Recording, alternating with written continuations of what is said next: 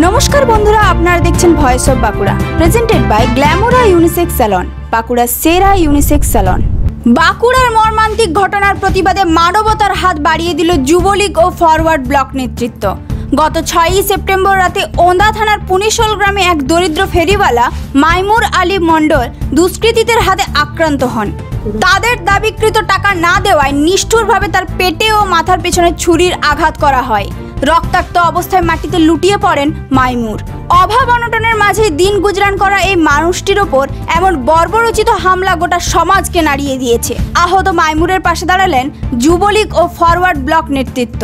AIYL জেলা কমিটির পক্ষ থেকে উপস্থিত ছিলেন কমরেড সৌভিক বিশ্বাস, মুর্শিদ আলম মোল্লা ও মুকসুদ্দিন নবী দলাল।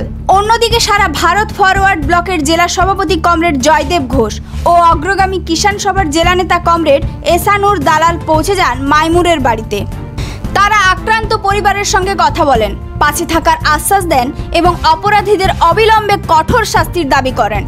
একই সঙ্গে প্রশাসনকে অনুরোধ করেন যাতে এই জেলার মাটিতে আর কোনো মাইমুরকে এইভাবে রক্তাক্ত হতে না হয়।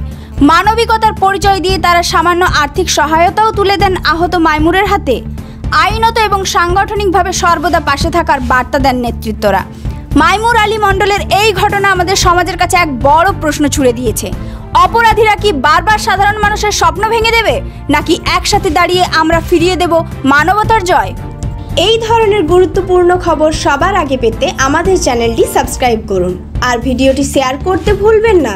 আপনার মতামত কমেন্টে জানান আর লাইক শেয়ার করে ভয়েস অফ বাঁকুড়ার পাশে থাকুন।